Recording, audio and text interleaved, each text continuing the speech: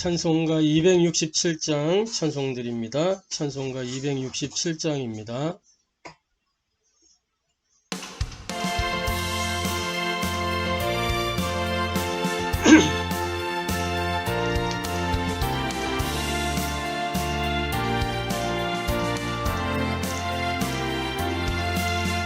주의 확실한 약속의 말씀 듣고 주만 믿으면 구원을 얻으리라.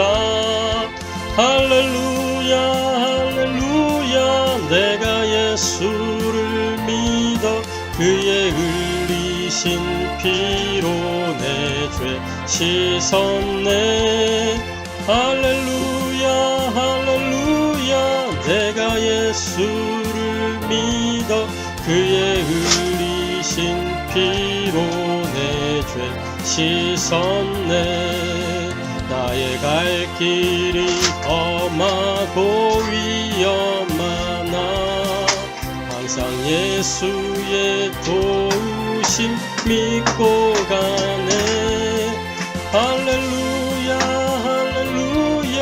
내가 예수를 믿어 그의 흘리신 피로 내 죄 씻었네. 할렐루야 할렐루야. 내가 예수를 믿어 그의 흘리신 피로 내 죄 씻었네. 보좌의 천사들 둘러서서 우리 구주를 높이어 찬양하네. 할렐루야 할렐루야. 내가 예수를 믿어 그의 흘리신 피로 내 죄 씻었네. 할렐루야 할렐루야. 내가 예수를 믿어 그의 흘리신 피로 내 죄 씻었네. 예언자들과 왕들도 반열대로 황금길 따라 나와 찬송하네. 할렐루야 할렐루야. 내가 예수를 믿어 그의 흘리신 피로 내 죄 씻었네. 할렐루야 할렐루야. 내가 예수를 믿어 그의 흘리신 피로 내 죄 씻었네.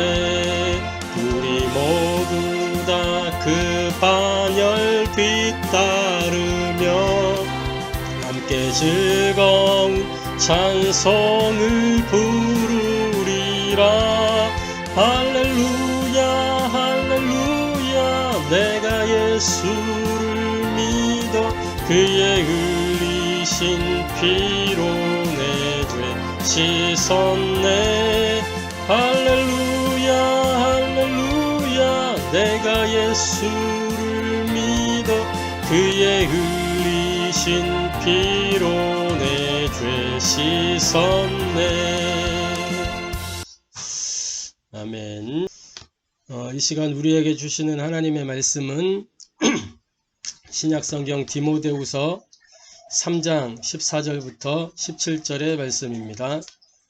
신약성경 디모데후서 3장 14절부터 17절까지의 말씀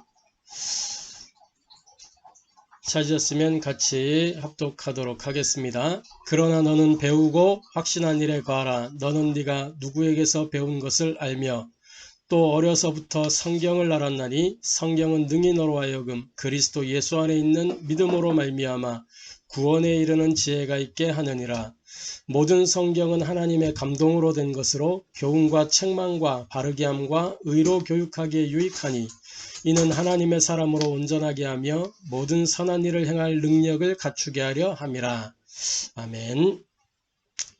이 시간 우리가 함께 은혜 받고 해답을 얻고 미션으로 붙잡을 말씀의 제목은 전도자여 성경대로 알고 믿고 행하라 라는 제목으로 함께 은혜 나누고 해답을 얻고 미션을 붙잡게 되기를 바랍니다. 전도자여 성경대로 알고 믿고 행하라. 많은 사람들이 교회를 다니고 예수님을 믿고 또 예수님을 그리스도로 믿는데 과연 성경대로 알고 믿고 행하는가 생각을 많이 해보게 됩니다. 일단 서론적으로 임마누엘, 우리가 가장 신앙생활에 있어서 핵심이라고 한다면 임마누엘일 것입니다. 하나님이 우리와 함께, 하나님이 나와 함께, 하나님이 내 현장 속에 함께 하시는 그 임마누엘, 이게 신앙생활의 모든 것이죠. 그 임마누엘의 길이 그리스도를 통해서 열리는데 임마누엘이면 사실 모든 게 끝나는 거거든요. 그리고 임마누엘이 뭐냐? 하나님이 우리와 함께 하시는 방법이 임마누엘이잖아요. 성령의 내주, 요걸 보고 임마누엘이라고 하죠. 고린도서 3장 16절에 보면 너희가 하나님의 성전인 것과 하나님의 성령이 너희 안에 거하시는 것을 알지 못하느냐, 그렇게 이야기하고 있습니다. 그러니까 하나님이 내 안에 들어오신, 그게 임마누엘이란 말이에요. 성령의 내주. 이 성령의 내주를 통해서 무슨 일이 일어나냐? 오직 성령이 너희에게 임하시면 너희가 권능을 받게 되고 그러면 땅끝까지 증인되어질 것이다. 이렇게 말씀하셨어요. 이게 성령이 내 안에 함께 하심으로 인해서 오는 역사입니다. 하나님이 함께 하시는 방법이 바로 성령 내주요 임마누엘이죠. 그러면 하나님이 함께 하시는 그 내용과 방법만 알면 사실은 끝입니다. 자, 그렇다고 하면 하나님이 어떻게 지금 우리와 함께 하시는가? 이게 관건이겠죠. 어떻게 우리와 함께 하실까요? 하나님이 함께 하시는 비밀은 간단합니다. 기도를 통해서 우리와 함께 하시는 거죠. 이 기도의 전제는 뭐냐면 종교적인 기도가 아닙니다. 우리가 달라고 하는, 구하는 어떤 그런 종교적 기도가 아니라 복음을 누리는 언약 기도, 이 속에서 하나님이 나와 함께 하시는 비밀을 누려가게 되는 거죠. 그래서 기도가 뭡니까? 기도의 시작이 뭐냐? 의미를 아는 것부터 시작을 하는 겁니다. 요한복음 15장 7절에 내 말이 너희 안에 거하면 무엇이든지 원하는 대로 구하라 그랬어요. 말씀이 내 안에 임해서 그 의미를 알고 기도하라는 거죠. 그래서 기도의 시작은 의미를 아는 것부터 시작을 합니다. 의미를 알아야 집중할 수 있고요. 의미를 알아야 집중할 수 있으면서 집중이 되어지면 거기에서 역사가 일어나는 겁니다. 그래서 기도라는 것은 다른 것이 아니고 바르게 아는 것이 기도입니다. 성경대로 아는 것이 기도예요. 그래서 말씀을 우리가 읽고 말씀을 묵상하는 그 자체가 기도인 것입니다. 그리고 바르게 믿는 것, 이게 기도예요. 알고 믿는 것이 기도입니다. 그래서 예수는 그리스도, 우리가 메시지로 뜨겁게 들어서 알고 있어요. 귀가 따갑도록 들었어요. 알고 있는 그것을 성경을 통해서 확인하고 믿는 것입니다. 알고 믿는 그것이 기도예요. 그러면서 알고 믿고 그걸 가지고 행하는 그 자체가 기도입니다. 그래서 오직 성령이 너희에게 임하시면 너희가 권능을 받고 예루살렘, 유다, 사마리아 땅 끝까지를 증인되리라. 이 말씀에서도 뭐냐? 그게 기도예요. 기도. 증인되어지는 기도란 말이에요. 성령이 내게 임하는. 그러니까 바르게 알아야 성령이 임하겠죠. 그리고 권능을 받고 아는 그 사실을 믿을 때 시공간 초월하는 그 권능이 나타나는 거죠. 그리고 그 속에서 행하는 삶, 증인의 삶을 실천할 때 그게 기도란 말이에요. 기도. 그래서 이 언약 붙잡고 기도한 결과가 어떻게 되어지느냐? 말씀을 붙잡고 기도하기 때문에 기도의 결과는 말씀이 성취되어지는 흐름으로 기도가 응답되어지죠. 응답은 다른 게 아닙니다. 내가 원하는 것이 이루어졌다? 그게 우리는 응답이라고 착각하기 쉬워요. 근데 그게 응답이 아니란 말이에요. 뭐가 응답이냐? 하나님의 성령께서 인도하시는 그 인도 속으로 내가 들어가게 되는 거. 그게 응답이에요. 그 인도 속에서 내가 성령 충만을 누리게 되는 거. 그게 응답이에요. 다시 말해 하나님이 나와 함께 하시는 것이 확인되어지면 그게 응답이란 말이에요. 그래 언약기도의 결과는 뭐냐? 현장의 역사가 일어나는 것이죠. 성령이 나와 함께 하시니 증거가 나타나게 되고요. 그 증거를 통해서 열매가 일어나게 되고 지속할 수 있게 되어지는, 아니 지속을 하는 것이 아니고 지속이 되어질 수밖에 없는 그 흐름이 만들어지는 거예요. 현장의 역사. 내가 열심히 막 현장을 뛰어가지고 역사 일으키는 게 아니고 하나님의 성령이 역사하시는 흐름, 그 속에 내가 들어가게 되는 것입니다. 그래 이걸 보고 임마누엘이라고 하죠.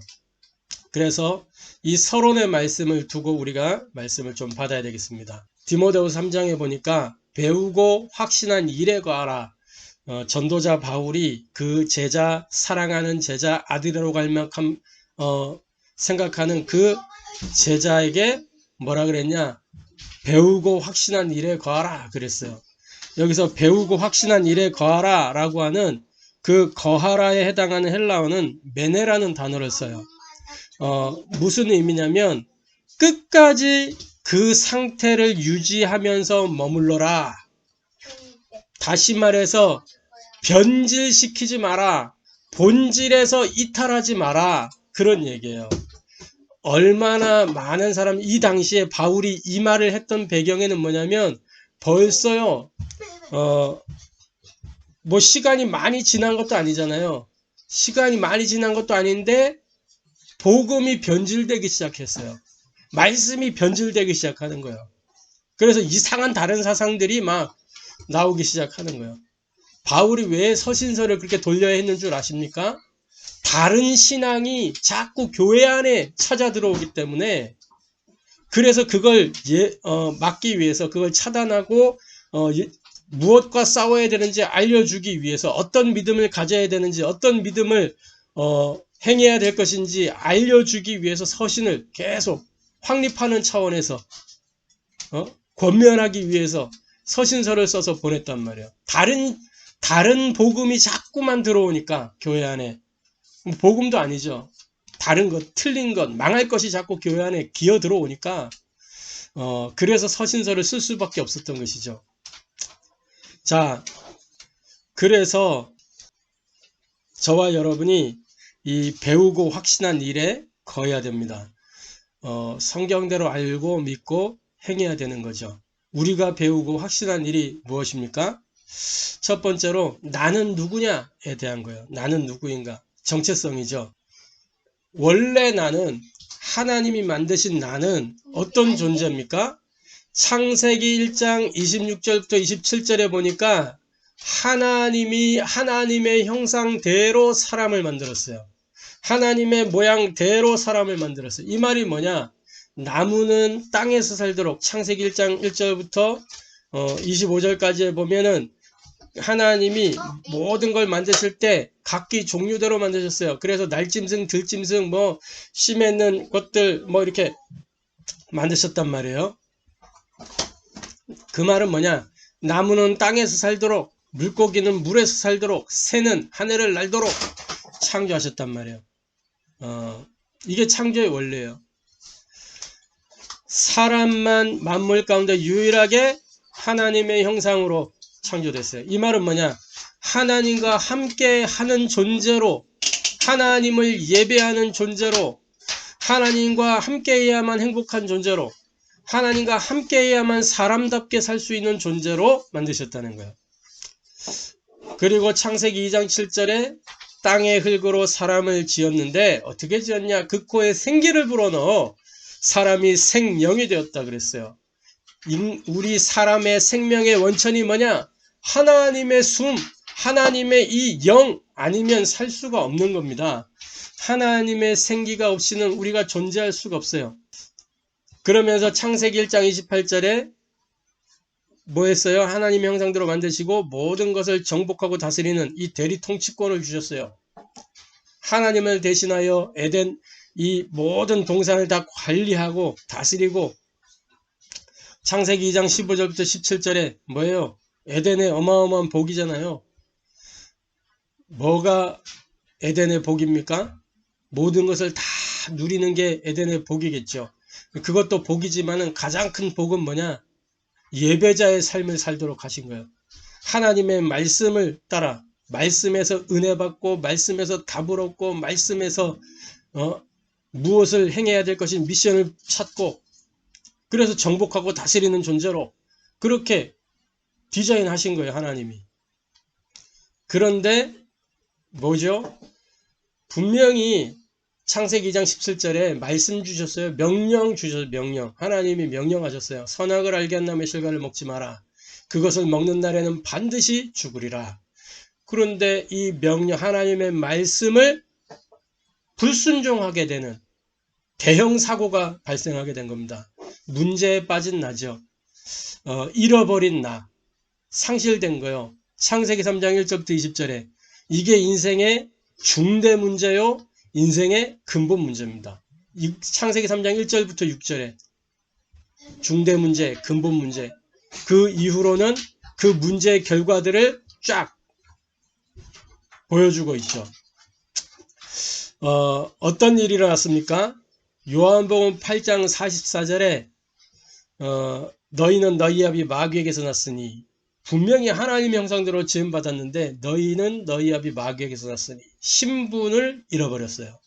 하나님의 형상이 깨어지고 그 빈 곳에 마귀가 딱 잡고 있는 겁니다. 마귀의 말을 안 들으면 안 되는 상태가 됐어요. 이제는 창세기 3장 4절부터 5절에 마귀가 거짓말을 하지요. 6절에 마귀의 말을 듣고 본즉 먹음직도 하고 보암직도 하고 지혜롭게 할 만큼 탐색하는 그래서 따먹었어요. 먹고 났는데 정령 죽으리라 한 그 죽음이 자기에게 안 찾아왔어. 마귀의 말이 맞잖아요. 안 죽었으니까. 일단 자기는 안 죽었어요. 마귀 말이 맞구나.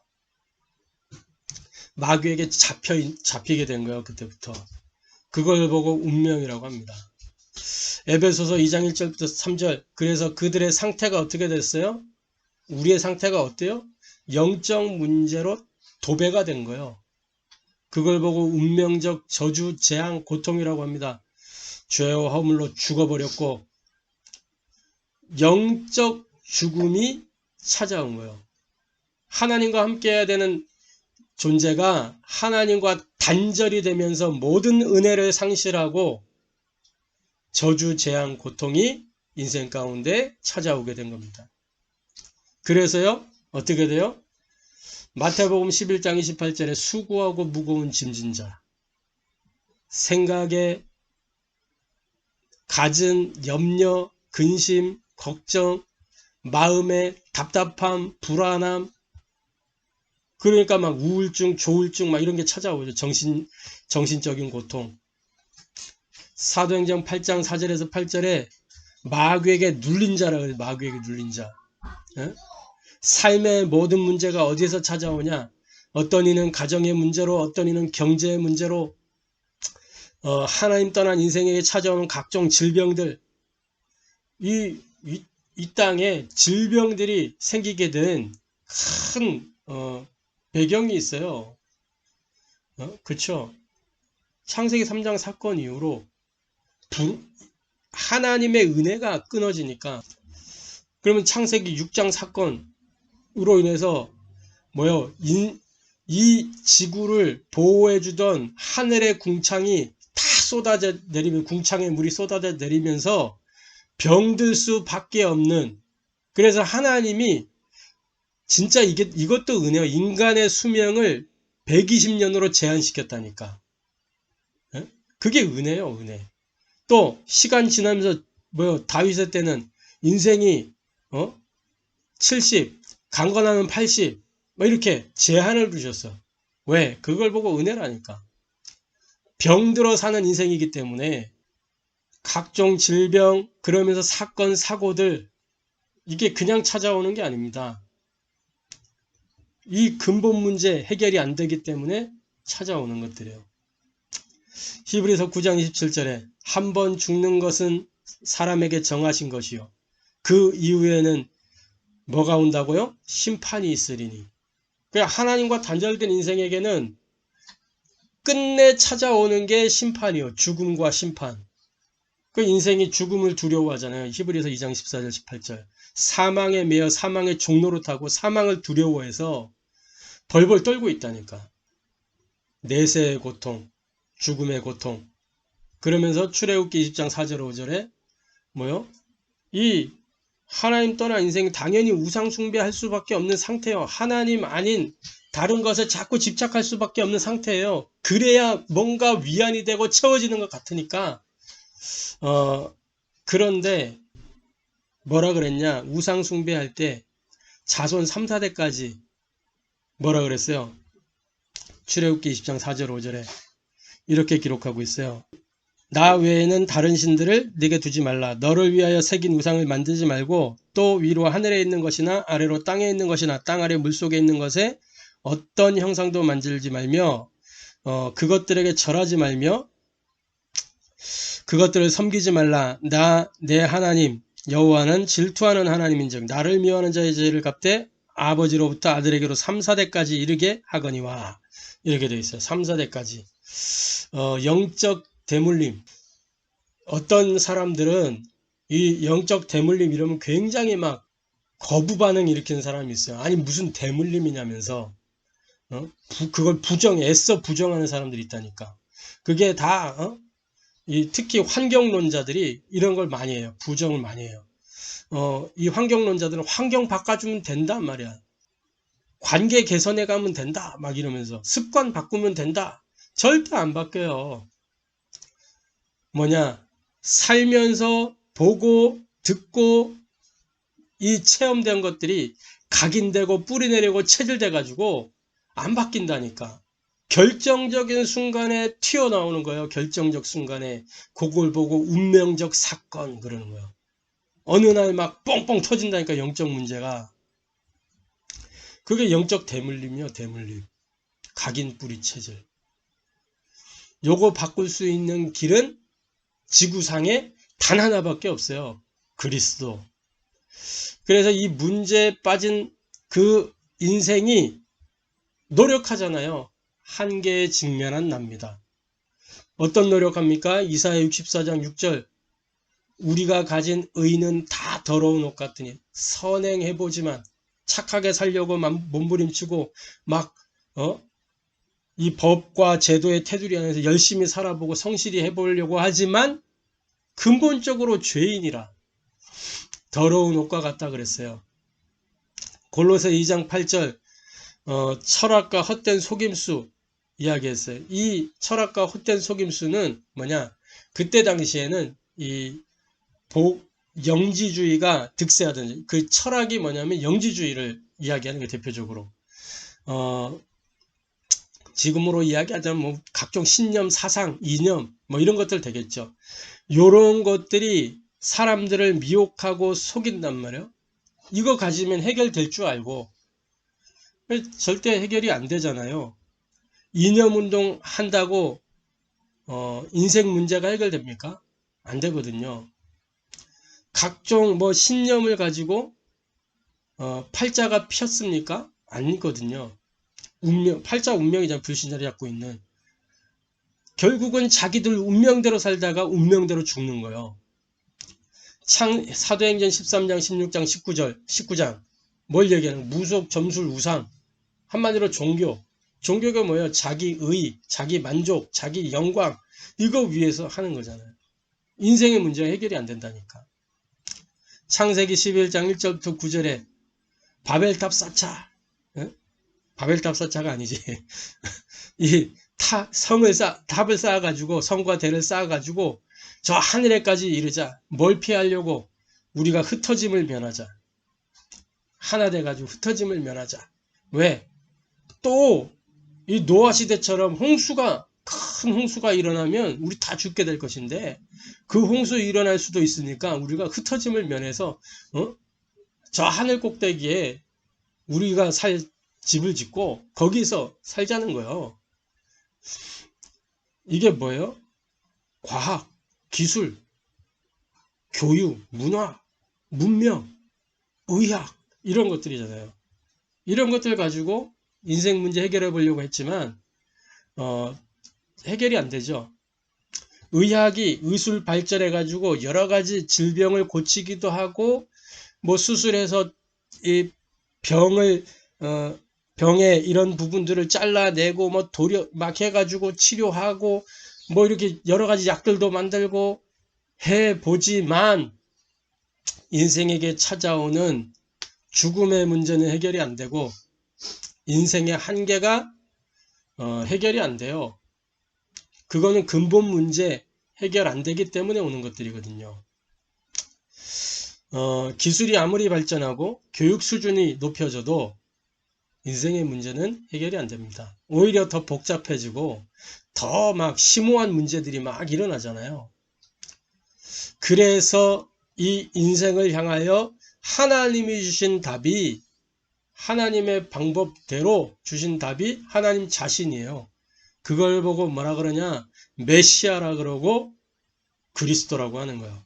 창세기 3장 15절 여자의 후손, 창세기 6장 14절에 방주, 그 네피림 시대의 유일한 살길 방주 안에 들어온 사람들은 다 살았습니다. 어떤 악행을 했어도 방주 안에 들어오기만 하면 사는 거예요. 그게 조건이에요. 방주 안에 들어만 와라. 산다. 근데 노아가 수십 년을 그 방주를 산 꼭대기에서 만들었다니까. 그러면은 재료를 이렇게 산에서 구해가지고 방주 만들 때 거기에 뭐 운동하러 온 사람들 있을 거 아니에요. 등산 온 사람 있을 거 아니에요. 그럼 뭐 왔다가 저 인간 지금 뭐 하는 거야? 그럼 물어보기도 했을 거고. 그럼 물어봤을 때 이야기했을 거예요. 노아가 하나님이 이 일을 준비하고 있다. 이 땅이 지금 심판받을 거다. 큰 홍수를 내리신다고 한다. 큰 비가 온다고 한다. 이 방주 안에 들어가면 사는 거다. 분명히 복음 전했죠. 안 믿었다니까 사람들이. 하나님의 말씀을 가볍게 여겼다니까. 자기들 할 거 다 했어요. 시집가고 장가가고 뭐 파티하고 다 했다니까. 그런데 노아 말만 하나님의 메시지만 안 듣는 거예요. 자기 생각, 자기 고집, 자기 경험 그 말씀을 안 믿어. 사는 길 방주. 이사야 6장 13절에 거룩한 씨가 이 땅에 그루터기니라. 그 거룩한 씨가 뭐예요? 그리스도. 이사야 7장 14절에 처녀가 잉태하여 아들을 낳으리니 그 이름을 임마누엘이라 하랴. 이게 뭐예요? 구약에 약속된 메시아, 하나님의 약속이요. 그 약속이 성취로 오신 분을 그리스도라고 합니다. 마태복음 1장 21절 23절에 약속대로 여자의 후손으로 이 메시아가 오셨어요. 아들을 낳으리니 이름을 예수라 하라. 이는 그가 자기 백성을 그들의 죄에서 구원할 자이심이라. 할렐루야. 그럼 이분이 어떤 분이냐? 말씀이 육신이 되어 오신 분이요. 말씀의 성취로 오셨다니까. 그래서 뭐예요? 요한복음 19장 30절 그분이 인생의 모든 문제를 단번에 영원히 조금도 모자라지 않고 충분하게 해결해 버렸어요. 할렐루야. 그분을 뭐라 그러냐? 그리스도라고 하는 겁니다. 주는 그리스도시요 살아계신 하나님의 아들이십니다. 그래서 여러분들이 분명하게 알아야 돼요. 분명하게.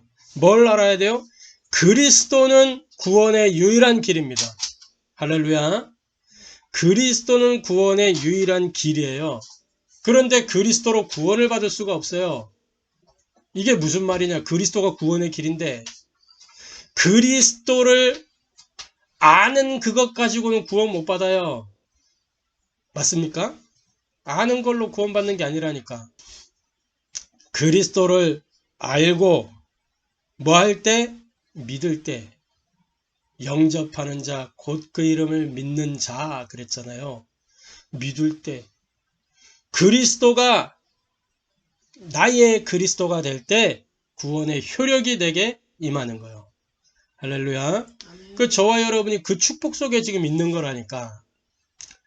요한복음 14장 6절 예수님은 그리스도요 참된 선지자 맞습니다. 그런데 이 선지자 그리스도가 나의 참 선지자가 돼야 돼요. 나의 참 선지자. 히브리서 9장 15절에 뭐라고 기록합니까? 이렇게 기록하고 있어요. 이로 말미암아 그는 새 언약의 중보자시니 이든 첫 언약 때의 범한 죄에서 속량하려고 주구사 부르심을 입은 자로 하여금 영원한 기업의 약속을 얻게 하려 하심이라. 나의 참 선지자 그리스도. 마가복음 10장 45절에 그는 대속물이에요. 우리의 모든 죄와 저주를 해결하기 위해서 오신 분이 틀림없어요. 참 제사장. 그분이 나의 참 제사장이 될 때 그 제사장의 효력이 내게 임하는 거예요. 히브리서 9장 12절에 염소와 송아지의 피로 하지 아니하고 오직 자기의 피로 영원한 속죄를 이루사 단번에 성소에 들어가셨느니라. 나의 참 제사장. 요한일서 3장 8절 하나님의 아들이 이 땅에 나타나신 것은 마귀의 일을 멸하려 하심이니라. 참된 왕이 틀림없어요. 마귀의 일을 멸하러 오셨으니까. 그분이 나의 참 왕이 되셔야 되는 거예요. 요한일서 5장 18절에 뭐라고 기록하느냐. 저는 이 말씀을 읽고 묵상하고 이 말씀을 대할 때마다 얼마나 힘이 생기는지 몰라요. 하나님께로부터 난 자는 다 범죄하지 아니하는 줄을 우리가 아노라. 하나님께로부터 나신 자가 그를 지키심에 악한 자가 그를 만지지도 못하느니라. 마귀는 우리 상대가 안 돼. 만질 수도 없다 그랬어요. 근데 자꾸 우리는 만짐을 당하잖아요. 우리가 속는 거라 자꾸. 마귀가 눈에 안 보이니까. 육신의 한계를 넘어서서 영적 사실을 보는 저와 여러분 되기를 바랍니다. 자, 그래서 그리스도가 나의 그리스도가 될 때 구원의 효력이 임합니다. 그래서 하나님이 불가항력적 은혜를 주셨어요. 우리를 찾아오신 거예요. 나의 그리스도, 그거 이루시려고. 계시록 3장 20절 볼지어다 내가 문 밖에 서서 두드리노니 누구든지 내 음성을 듣고 문을 열면 내가 그에게로 들어가서 그는 나로 더불어 먹고 나는 그로 더불어 먹으리라. 우리 마음의 문을 두드리신단 말이에요. 말씀을 통해서. 예배 시간에 선포되는 말씀을 통해서 두드리시기도 하시고 현장에서 전도자들을 통해서 주신 말씀을 통해서 저 불신자들의 가슴을 두드리는 거예요. 그러면서 뭐요? 마태복음 4장 19절 제자들이 있는 그 현장에 찾아가셨어요. 고기 잡고 있는 그 베드로, 그 어부일 하고 있는 그 현장에 고기 낚고 있을 때 찾아가셔서 그들을 제자로 부르시고. 이 말이 무슨 말이냐? 예수님이, 그리스도이신 그 예수님이 나에게 내 삶 속에 내가 있는 그 현장에 찾아오셨다 그 말이에요. 뭐 하려고? 마가복음 3장 13절 15절 함께 있기 위해서, 나의 그리스도가 되시기 위해서. 저 성경에 기록된 그리스도가 아니라 그 성경의 그리스도를 나의 그리스도로 만드시기 위해서 오셨단 말이죠. 그래서 뭐합니까? 회복됐어요. 회복된 나. 요한복음 1장 12절 우리가 찾아오신 그리스도를 영접할 때 하나님의 자녀가 된 겁니다. 신분, 잃어버렸던 그 신분이 회복됐어요. 그래서 뭐가요? 권세가 회복이 됐어요. 히브리서 1장 14절 어마어마한 권세를 주셨어요. 이 천사들은 뭐예요? 구원 얻을 이 상속자들을 섬기라고 보내심이 아니냐. 하늘의 이 천사들을 움직일 수 있는 그 어마어마한 권세를 우리에게 주신 겁니다. 하나님이 하나님의 백성들을 위하여 보내신다니까. 후사들을 위하여 섬기라고 보내심이 아니냐. 그러니까 천사는 우리 심부름꾼이에요. 심부름꾼. 막 천사를 막 대단하게 생각할 것도 없다니까. 그들은 종이고 우리는 자녀라니까요. 그러니까 자녀가 막 종을 막 대단하게 느끼고 그럴 필요가 없어요. 어떤 사람들은 초대교회 때도 그런 사람들이 있었다니까. 천사 숭배하고 막. 천사는 숭배의 대상이 아니고 불임의 대상이에요. 누가복음 10장 19절 뱀과 전갈을 밟으며 그랬죠. 권능의 회복. 우리에게 어마어마한 권능을 주셨습니다. 그리스도의 이름. 그 그리스도의 이름 부르기만 하면 흑암의 세력이 떠나가고 빌립보 3장 20절 우리의 시민권은 하늘에 있는지라. 마태복음 16장 19절에 예수를 그리스도로 고백한 베드로에게 뭐 했어요? 내가 천국 열쇠를 내게 주리니. 어마어마한 배경을 회복한 것입니다. 전에는 마귀의 종이요 사망의 종이요 노예포로 속국이었는데 이제는 완전히 그냥 바뀌었어요. 사도행전 1장 8절 뭡니까? 사명을 회복한 거예요. 창세기 1장 28절에 잃었던 사명 정복하고 다스려라. 뭘 가지고 정복하냐? 그리스도의 말씀으로 성령의 권능으로. 할렐루야. 그래서 이 하나님의 나를 회복했는데 이거는 언제부터 계획된 일이냐? 작정된 나요. 영원 전부터 내가 작정돼 있었어요. 사도행전 13장 48절에 그 날에 영생을 주식으로 작정된 자는 다 믿더라. 언제? 사도행전 9장 1절부터 15절에 다메섹의 핍박자 사울이 갈 때에 그 다메섹 도상에서 이 사울이 부활하신 그리스도를 만났어요. 하나님의 시간표. 우리가 하나님의 시간표에 그리스도를 만난 거예요. 하나님의 절대주권.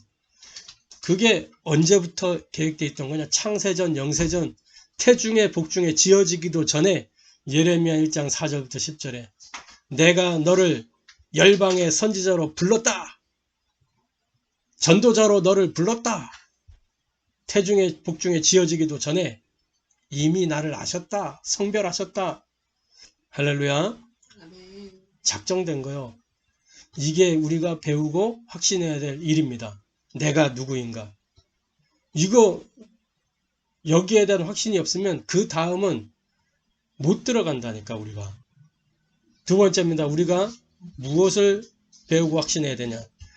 무엇을 알고 믿고 행해야 될 것이냐. 우리가 무엇을 위하여 살아야 할 것인가. 내가 누구인지 알았다면 이제는 무엇을 위하여 살아야 될 것인가를 알아야 됩니다. 사도행전 1장 3절에 부활하신 주님이 감람산에서 제자들을 40일 동안 집중하면서 제자들과 뭐 했어요? 하나님 나라와 그 일에 대한 개인화 미션을 주셨어요. 각 사람에게, 제자들에게. 거기에 12제자들이 있었고 70인 제자가 거기에 있었는지까지는 모르겠는데 어쨌든 그 안에 제자들이 있었어요. 하나님 나라와 그 일에 대하여. 디모데후서 4장 1절부터 2절에 하나님 나라에 대해서 이야기합니다. 뭐라고 기록했냐? 이렇게 기록하고 있어요. 하나님 앞과 살아있는 자와 죽은 자를 심판하실 그리스도 예수 앞에서 그가 나타나실 것과 그의 나라를 두고 엄히 명하노니 뭐라 그랬냐? 너는 말씀을 전파하라. 때를 얻든지 못 얻든지 항상 힘쓰라. 범사에 오래 참음과 가르침으로 경책하며 경계하며 권하라. 이랬죠. 말세를 이기는 비밀이 이 하나님 나라에 달려 있는 것입니다. 말세를 이기는 비밀, 하나님 나라. 그 내용은 뭐냐? 때를 얻든지 못 얻든지 뭐하라? 말씀을 전파하라. 언약을 전달하라. 말씀 운동하라. 그러면서 뭐요? 오래 참음과 가르침으로 경책하며 경계하며 권하라. 전도자의 삶을 살라는 거죠. 이게 하나님 나라의 일이요. 디모데후서 4장 8절에 4장 5절부터 8절에 그러나 너는 모든 일에 신중하여 고난을 받으며 전도자의 일을 하며 네 직무를 다하라. 전제와 같이 내가 벌써 부어지고 나의 떠날 시각이 가까웠도다. 나는 선한 싸움을 싸우고 나의 달려갈 길을 마치고 믿음을 지켰으니 이제 후로는 나를 위하여 의의 면류관이 예비되었으므로 주 곧 의로우신 재판장이 그 날에 내게 주실 것이며 내게만 아니라 주의 나타나심을 사모한 모든 자에게도니라. 전도자의 직무를 다하라. 우리가 무엇을 위하여 살아야 되느냐? 하나님 나라의 일, 하나님의 나라, 전도자의 직무, 이걸 위하여 사는 거예요. 전도자는 뭘 잘해야 되느냐? 편집 설계 디자인을 잘해야 돼요. 편집 설계 디자인. 편집은 뭡니까? 각인 바꾸는 게 편집이에요. 설계는 뭐예요? 뿌리를 바꾸는 게 설계예요. 디자인은 뭐예요? 체질을 바꾸는 거예요. 뭘로? 복음으로, 하나님 나라로, 성령 충만 증인으로. 이 편집, 설계, 디자인 되려면 뭐 해야 돼요? 복음을 소유하고 말씀으로 결론을 내리고 기도 속에서 결단하고 현장에서 실천하는 삶이에요. 알고 믿고 행하는 삶. 이게 전도자의 직무요. 알고 믿고 행해라. 덮어놓고 믿지 말고 알고. 그러면서 믿음의 선한 싸움을 싸우라. 믿음의 선한 싸움이 뭡니까? 결국은 성령인도 받는 삶이에요. 빌립보서 4장 6절 7절. 우리의 마음과 생각을 지키신다 그랬어요. 그러니까 판단, 선택, 행동에 있어서 영적 싸움 해야 되는 믿음의 선한 싸움.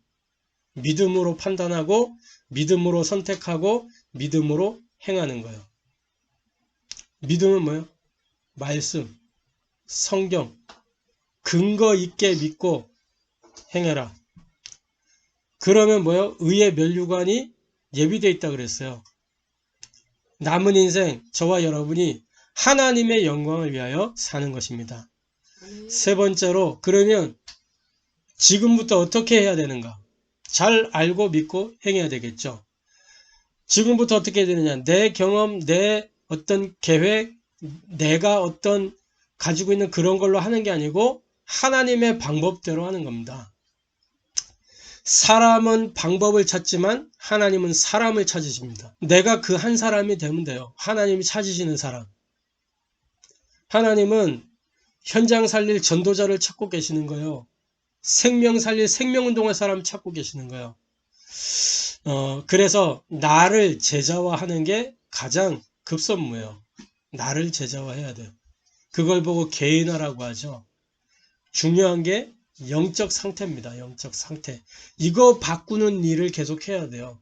나의 영적 상태를 바꾸는. 그렇기 때문에 우리가 도전해야 될 게 뭐냐? 배우고 확신한 일에 거하라. 오늘 제목대로 성경대로 알고 성경대로 믿고 성경대로 행해라. 그게 뭐 말씀 24 집중, 기도 24 집중, 성령 24 집중이에요. 요한복음 1장 21절부터 요한복음 1장 1절부터 14절에 말씀이 곧 하나님이시라니까. 그러니까 우리가 말씀에 집중해야 돼요. 이 말씀이 뭐냐? 하나님과 만나고 하나님과 함께하는 비밀이 말씀이에요. 다른 게 말씀이 아니고. 우리가 메시지를 끊임없이 듣습니다. 안 듣는 것보다 낫겠죠. 그런데 메시지는 잘 생각해 보세요. 지나가는 시간표예요. 그런데 말씀, 성경 말씀, 기록된 이 성경 말씀은 영원한 언약의 말씀이요. 두고두고 성취되는 말씀이요. 내가 메시지의 흐름을 놓쳤어요. 지나간 거예요. 근데 말씀을 붙잡고 있으면 그 말씀은 거대한 하나님의 시간표의 흐름 속에서 계속해서 성취돼 간다니까요. 그러니까 말씀 따라가는 제자가 돼야 돼요. 메시지를 따라가는 게 아니고 말씀을 따라가야 된다는 말씀을. 내가 말씀을 읽지 않고 묵상하지 않는 거에 대한 애통함은 없는데 메시지 흐름 놓친 거에 대한 애통함들이 되게 크더라고. 물론 메시지를 듣지 마라 그게 아니고 말씀을 좀 이렇게 읽고 우리 예배 때 선포된 말씀 있잖아요. 그 말씀을 읽고 듣고 묵상하는 거예요. 아니 나는 글을 모르는데요. 자, 글을 모른다. 요즘은 시대가 좋아졌어요. 말씀을 들을 수 있는 듣는 성경도 있다니까. 할렐루야. 자, 그러면서 기도 24 집중해요. 기도는 뭡니까? 기도는 하나님의 나라를 누리는 비밀이에요. 하나님 나라를 누리는 비밀. 그리고 성령 24 집중해요. 오직 성령이 너희에게 임하시면 권능을 받고 땅끝까지 증인이 되리라 그랬어요. 그러니까 하나님을 증거하는 비밀, 그리스도를 증거할 수 있는 비밀이 뭐예요? 성령 24. 내가 성령 충만할 때 전도의 일이 일어난다니까. 성령이 너희에게 임하시면. 그러니까 이 축복을 저와 여러분 누리게 되기를 바랍니다. 아멘. 말씀 24, 기도 24, 성령 24. 절대 속지 마세요. 디모데후서 3장 1절부터 8절에 오늘 우리가 읽었던 본문 13장 14절 17절 그 이전 본문이잖아요. 말세에 대한 이야기를 기록하고 있어요. 그러면서 말세에 이런 일 저런 일 다 일어날 텐데 14절 17절은 뭘 얘기냐. 그럼에도 불구하고 너는 배우고 확신한 일에 거하라. 이것만이 네가 사는 길이다. 그 얘기거든요. 그러니까 디모데 3장 1절부터 8절 그 말씀, 말세에 고통하는 때가 이런 일 저런 일 일어날 것이다. 경건의 모양이 있으나 경건의 능력은 부인하는 자들이 일어나고 막 엉뚱한 사랑을 하게 되고 하는 그 사람, 그 현실, 그 상황에 속지 마라. 왜냐? 마귀가 진짜 있기 때문에. 베드로전서 5장 7절에서 8절 이렇게 기록하잖아요. 너희 염려를 다 주께 맡기라. 이는 그가 너희를 돌보심이라. 근신하라 깨어라. 너희 대적 마귀가 우는 사자같이 두루 다니며 삼킬 자를 찾나니. 두루 다니면서 삼킬 자를 찾아요. 마귀가 진짜 있다니까. 우리가 그런데 뭐하냐. 마귀가 진짜 있는 거를 알면 영적 긴장감이 계속 될 수밖에 없거든요. 근데 뭐요? 자꾸만 속아요. 우리가 눈에 자꾸 보이는 거, 귀에 들리는 거, 그 마귀 있다라는 거를 못 느낀다니까. 육신에 자꾸 잡혀가지고 우리가. 그러니까 에베소서 6장 10절 20절 영적 싸움 싸우라잖아요.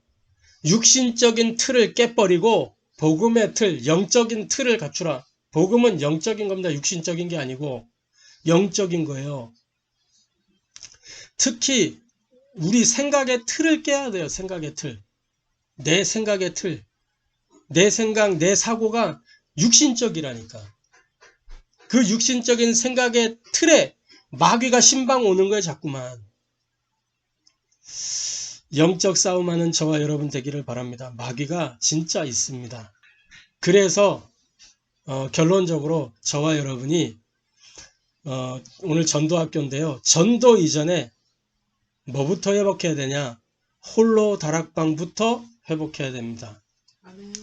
그래서 홀로 다락방 그거 되어지려면 가장 중요한 게 예배 성공이요.